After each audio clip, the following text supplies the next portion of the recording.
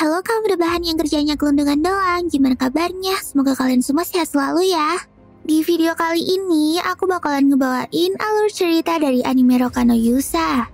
Anime ini bercerita tentang pertarungan antara manusia dan dewa iblis, di mana hanya ada 6 orang kesatria yang disebut sebagai Roka no Yusa yang ditakdirkan bisa mengalahkan dewa iblis. Lalu, ada seorang pemuda bernama Adlet Meyer yang mendatangi arena pertarungan suci untuk mendapatkan gelar kesatria. Nah, si Adlet ini dan sombongnya ngomong kalau dia adalah orang terkuat di dunia. Terus, sanggupkah Adlet membuktikan kata-katanya itu dan menjadi kesatria yang ditakdirkan melawan dewa iblis? Oke deh, gak usah lama-lama lagi. Yuk langsung aja kita rebahan dan nikmati ceritanya. Tapi jangan lupa buat subscribe, like, dan komennya di channel ini, biar aku makin semangat buat bikin konten. Thank you, Mina. Tapi sebelum mulai videonya, aku mau kasih info menarik nih. Karena Misfit Society udah ngeluarin desain terbarunya, yaitu desain Rimuru Tempest dan Yuzi Emperor. Karakter Demon Lord Rimuru Tempest dan para Yonko, yaitu Luffy, Buggy, Kurohige, dan Shanks dibuat dengan dark art style, yang dijamin beres abis. Pokoknya sayang banget deh kalau sampai dilewatin.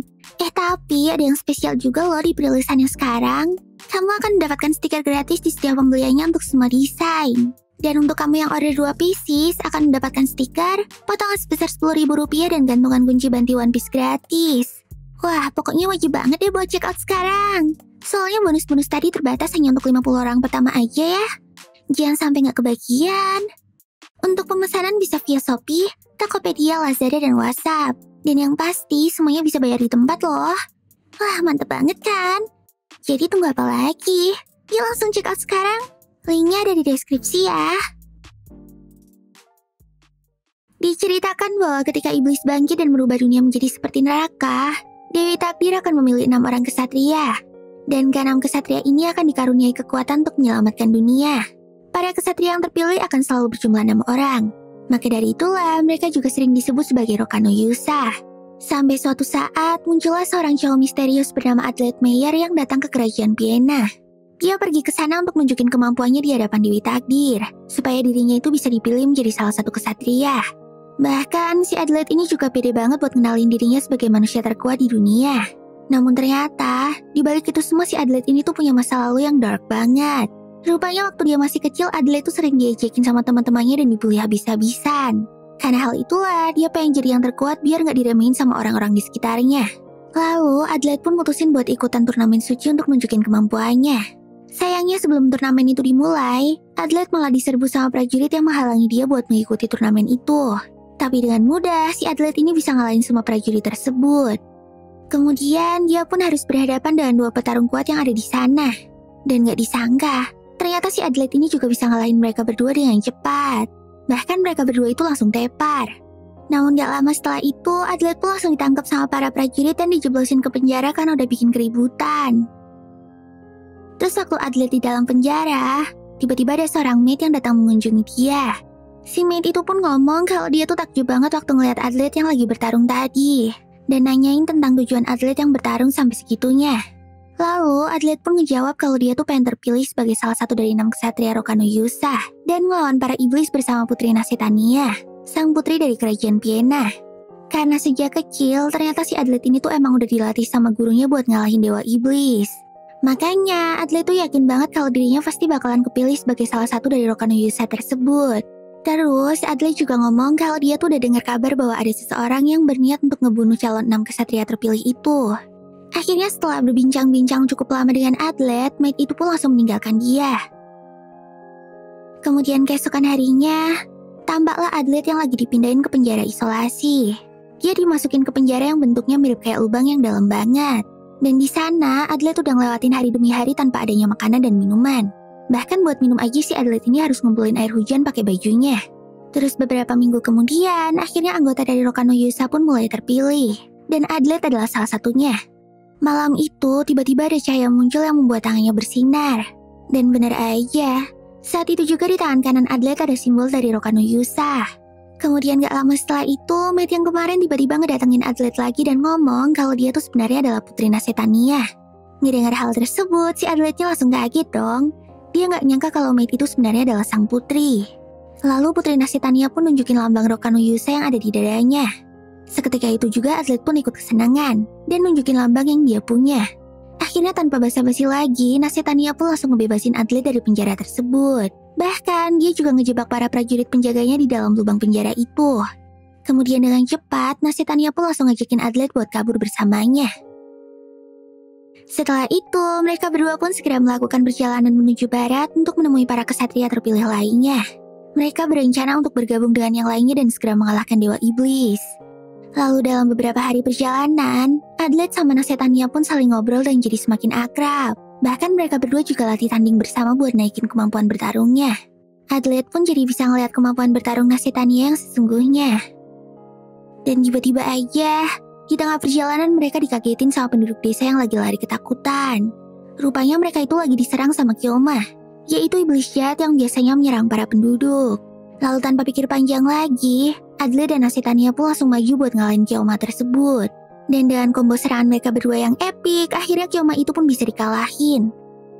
Setelah itu mereka berdua pun mengawal para penduduk desa itu ke tempat yang aman. Tapi tiba-tiba aja, salah satu penduduk bilang kalau ada seorang anak kecil yang masih tertinggal di desa mereka. Mendengar hal tersebut, Adlet pun langsung buru-buru ingin menolongnya. Namun si Nasetania ini berusaha untuk mencegah Adlet. Dia ngomong kalau misi mereka mengalahkan Dewa Iblis itu adalah yang terpenting. Dan ngambil resiko hanya untuk nyelamatin seorang bocil yang belum tentu masih hidup itu gak worth it banget. Tapi si Adlet ini tetap keras kepala. Dia pun langsung pergi ninggalin Nasetania dan menyuruhnya untuk tetap ngejagain para penduduk desa yang mau ngungsi itu. Lalu sesampainya di desa yang udah hancur tersebut, si Adlet pun langsung kaget dong. Karena yang tersisa di sana hanyalah mayat dari para Kyoma. Dan di dekat mayat-mayat itu ada banyak peluru yang berceceran. Terus gak lama kemudian, Adlet pun nemuin seorang cewek berambut putih yang lagi nyelamatin anjing. Si cewek yang ternyata bernama Flammy itu langsung ngusir Adlet dan mengancamnya untuk gak mendekat. Flammy ngomong kalau dirinya tuh punya tugas penting dan harus segera bergegas untuk ngalahin sang Dewa Iblis. Adlet yang ngedengar hal tersebut pun langsung ngejar Flammy dan ngasih tahu dirinya kalau dia juga salah satu dari Rokano Yusa. Adlet juga bilang kalau Dewa Iblis tuh gak bakalan bisa dikalahkan apabila Rokano Yusa gak saling bekerja sama. Akhirnya setelah berhasil ngebujuk Flammy, Adlet pun langsung lanjutin perjalanannya.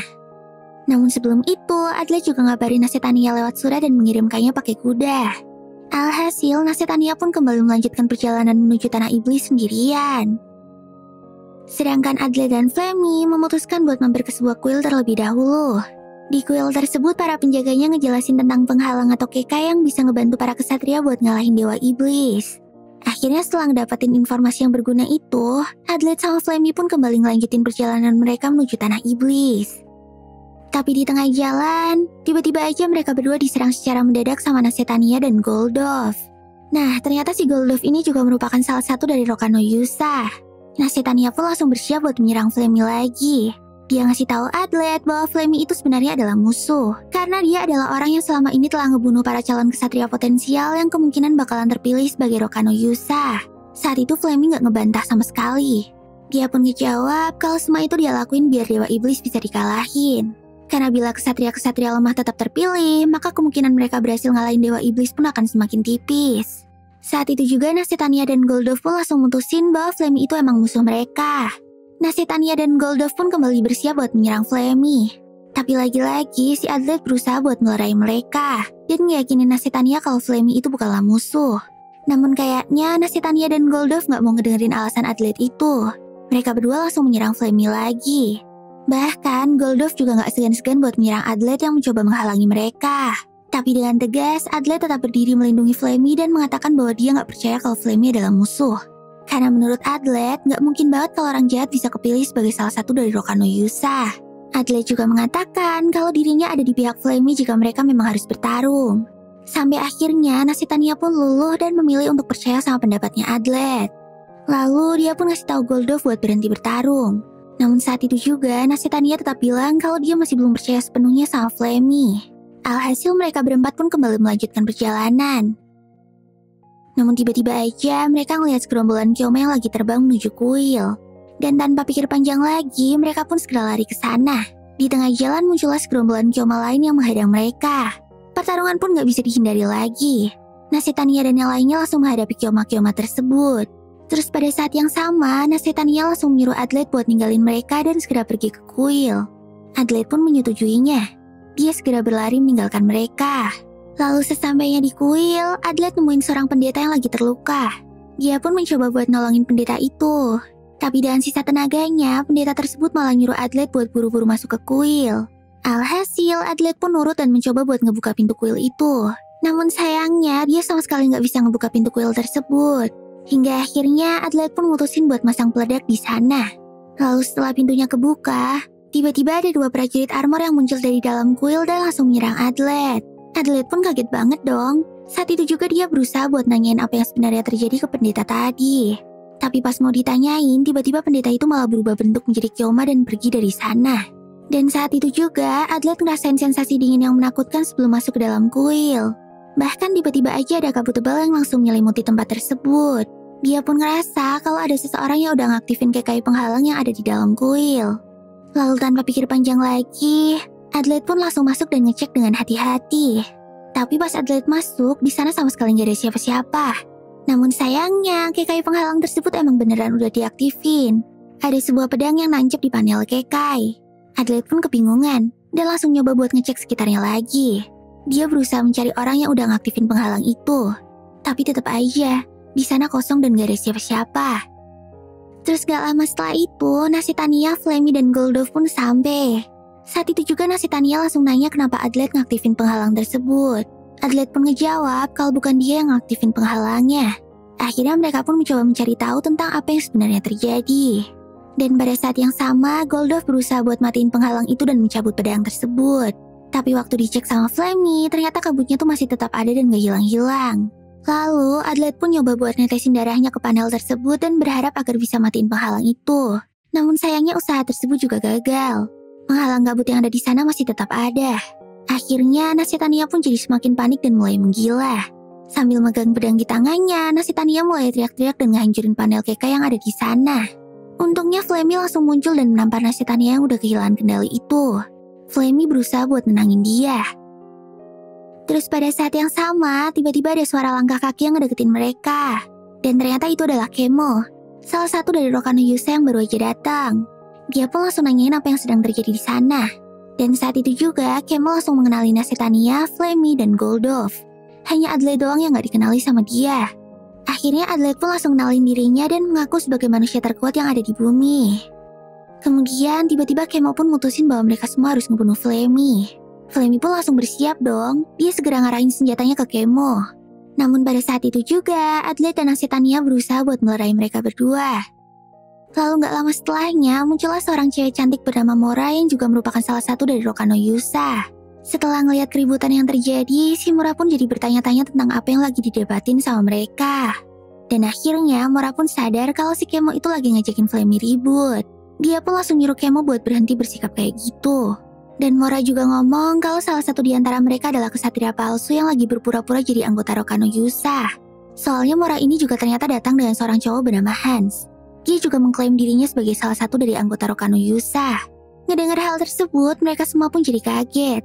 Saat itu juga, Adlet langsung meminta mereka semua buat nunjukin simbol bunga yang mereka miliki. Dan mereka pun sadar kalau ternyata di sana ada 7 kesatria yang memiliki simbol tersebut.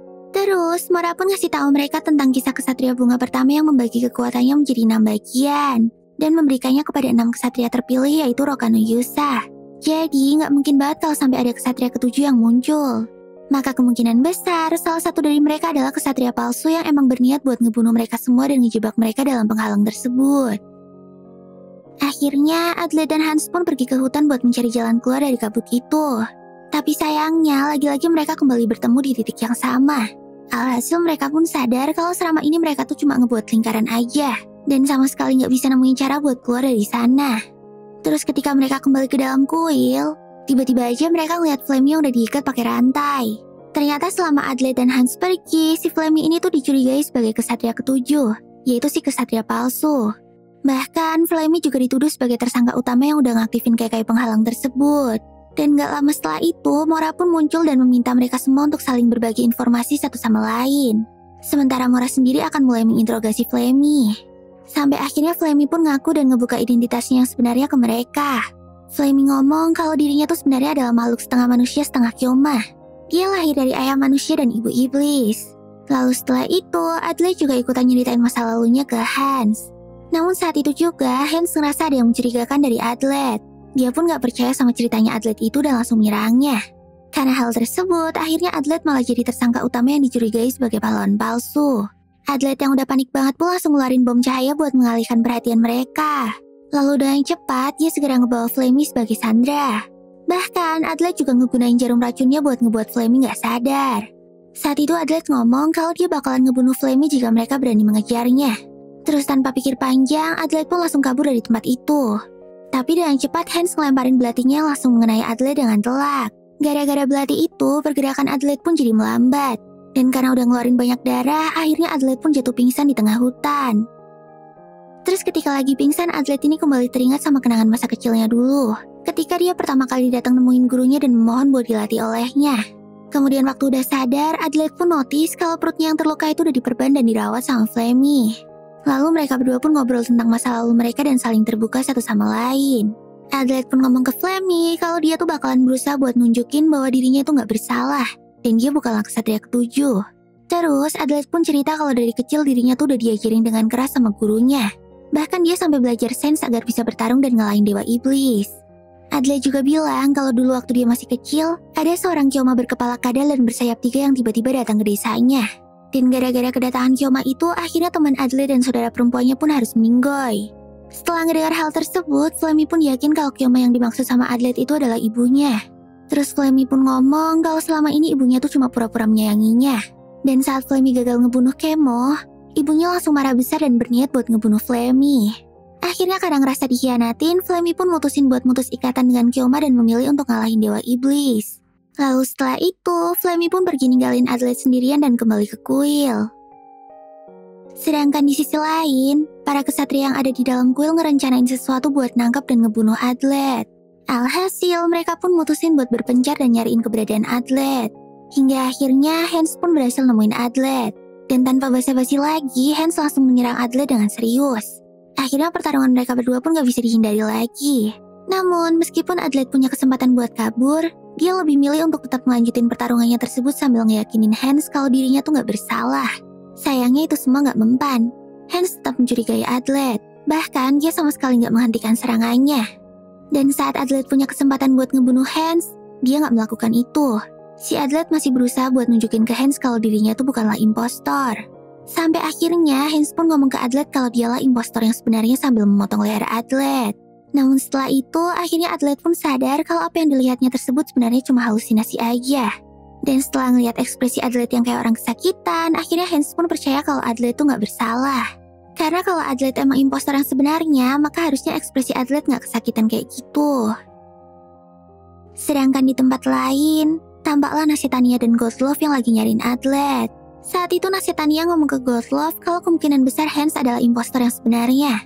Dia pun meminta Godlove buat percaya padanya kalau si Adlet itu gak bersalah. Lalu Adlet dan Hans pun kembali ke kuil buat cari petunjuk. Tapi tiba-tiba aja Kemo yang ada di luar kuil itu ngerasa bosan dan mutusin untuk ngebunuh mereka semua buat mencari tahu siapa impostor yang sebenarnya. Saat itu juga Kemo langsung menyerang mereka berdua dengan ngesaman pet peliharaannya yang berbentuk kayak gumpalan lendir. Mau gak mau Hans dan Adlet pun harus bertarung lawan Kemo. Namun sayangnya, pet milik Kemo itu selalu beregenerasi terus dan gak ada habisnya. Alhasil, mereka berdua pun jadi kesusahan buat menghadapi Kemo. Sampai akhirnya, dengan usaha yang lumayan berat, mereka pun berhasil ngalihin perhatian pet itu dan nangkep Kemo. Lalu mereka langsung menginterogasi Kemo dan nanyain tentang cara kerja panel KKI tersebut. Tapi sayangnya Kemo juga gak tahu apa-apa tentang hal itu. Terus, Adlet pun mencoba mencari petunjuk lagi.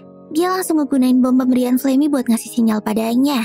Dan bener aja, ketika Flammy ngeliat sinyal tersebut, dia pun langsung datang ke situ buat menemui Adlet. Saat itu juga Adlet langsung ngejelasin tentang kondisi dan situasi saat ini ke Flammy. Dia bilang kalau selama dirinya masih hidup, maka Flammy itu akan aman dan gak bakalan dicurigai sebagai impostor. Karena saat ini, mereka semua udah percaya kalau Adlet adalah impostor yang sebenarnya. Waktu ngedengar hal tersebut, Flammy pun langsung bingung. Dia heran kenapa selama ini Adlet selalu berusaha mati-matian buat melindungi dirinya. Padahal mereka berdua baru aja ketemu. Tapi Adlet cuma ngejawab kalau sebenarnya dia tuh udah jatuh cinta sama Flammy sejak pandangan pertama. Karena entah kenapa si Adlet ini ngerasa kalau nasibnya Flammy tuh sama kayak dia. Flammy pun langsung kaget dong. Namun gara-gara omongan Adlet tersebut, si Flammy tuh malah jadi gak percaya sama dia dan nganggep Adlet sebagai musuhnya. Soalnya si Flammy ini gak percaya sama yang namanya perasaan dan cinta. Karena selama ini Flammy ngerasa kalau dirinya tuh selalu dikhianati terus. Maka dari itulah Flammy udah lama ngebuang perasaannya. Sedangkan di sisi lain, tampaklah Hans yang lagi berusaha ngeyakinin Mora kalau Adelaide bukanlah impostornya. Namun si Mora ini tetap gak percaya. Dan tiba-tiba aja Mora ngegunain kekuatannya untuk ngabarin Flammy, Tania dan Goldlove bahwa Adelaide adalah impostor yang sebenarnya. Mora nyebarin berita kalau si Hans ini terluka parah gara-gara gelut sama Adelaide. Dan mereka semua diperintahin buat ngeroyok dan ngebunuh Adelaide saat itu juga. Akhirnya Tania ngedengar hal tersebut pun langsung menggila dan marah. Dia gak percaya kalau Adelaide yang selama ini udah dia lindungi dan dia percaya ternyata adalah seorang pengkhianat. Alhasil dan emosi yang meluap-luap, Tania pun langsung bersiap buat ngebunuh Adelaide. Sedangkan Flammy yang udah mulai curiga sama Adelaide itu pun segera menyerangnya tanpa ragu. Bahkan Adelaide yang udah berusaha buat ngeyakinin Flammy itu tetap gak berhasil. Sampai akhirnya gak lama setelah itu Flammy pun berhasil ngasih sinyal asap buat nunjukin lokasi Adelaide. Setelah ngelihat sinyal tersebut, Mora pun langsung bergegas menuju ke sana. Lalu sesampainya di lokasi, Mora pun segera meminta Flammy untuk membantunya ngebunuh Adelaide. Adelaide yang dikeroyok sama kombonya Flammy dan Mora itu tampaknya makin terpojok. Tapi waktu Adelaide punya kesempatan buat kabur, dia malah tetap ada di dekat Flammy dan mutusin buat nyerah aja. Namun sebelum nyerahin diri, Adelaide bersaksi tentang Flammy yang gak bersalah. Jadi nantinya para kesatria yang lain gak bakalan mencurigai atau menyakiti Flammy lagi kalau dia udah mati. Setelah ngeliat ketulusan Adelaide itu, Flammy pun mulai luluh. Dan pada saat yang tepat, dia langsung menghentikan Mora yang berniat buat ngebunuh Adelaide. Kemudian, Flammy pun segera ngajakin Adelaide buat kabur dari sana. Tapi sayangnya, di tengah pelarian mereka, Adelaide dan Flammy malah dicegat oleh Tania dan Goldlove. Serangan mereka berdua itu pun berhasil ngebuat Adelaide dan Flammy jadi terpojok. Bahkan Mora yang lagi ngejar Adelaide dari belakang juga ikut menyerang. Alhasil, Adelaide dan Flammy pun harus berhadapan dengan 3 orang sekaligus. Namun karena mereka berdua udah makin kewalahan, akhirnya Adelaide pun mutusin buat lari ke kuil dan nemuin Hans. Sementara Flammy bakalan menahan mereka bertiga. Tapi dengan mudah, Mora dan Goldlove berhasil ngalahin Flammy. Dan mereka pun kembali ngejar Adelaide. Sampai akhirnya, Tania hampir aja berhasil ngebunuh Adelaide. Untungnya si Adelaide bisa nahan serangan Tania itu pakai tangannya, dan langsung nendangnya jatuh. Tapi ternyata masih ada Goldlove yang tetap ngejar si Adelaide sampai ke dekat kuil dan memojokin dia.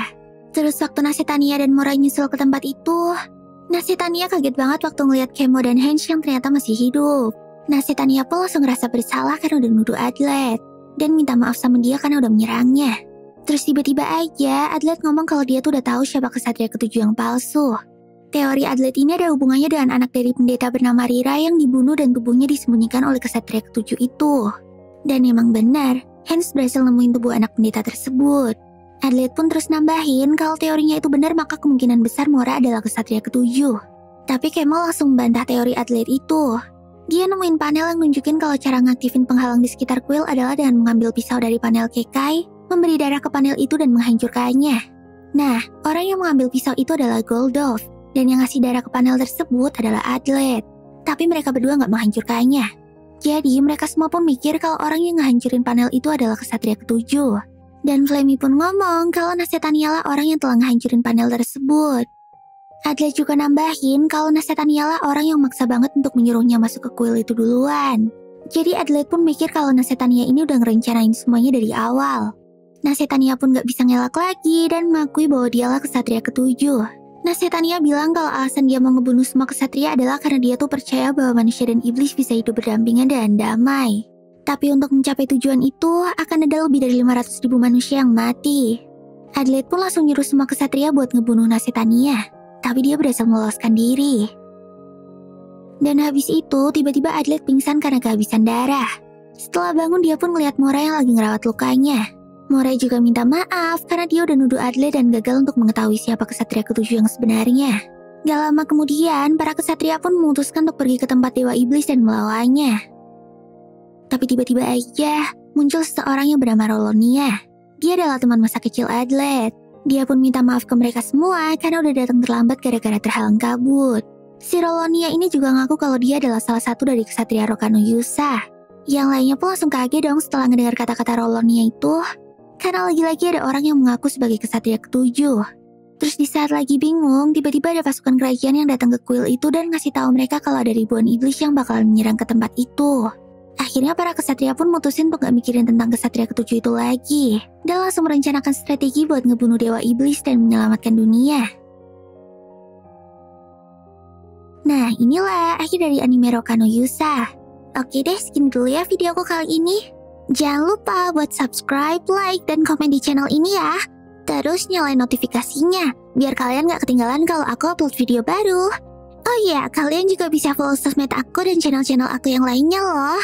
Linknya udah aku cantumin di deskripsi ya. Ja, mata nih, sampai jumpa di video selanjutnya. Bye-bye.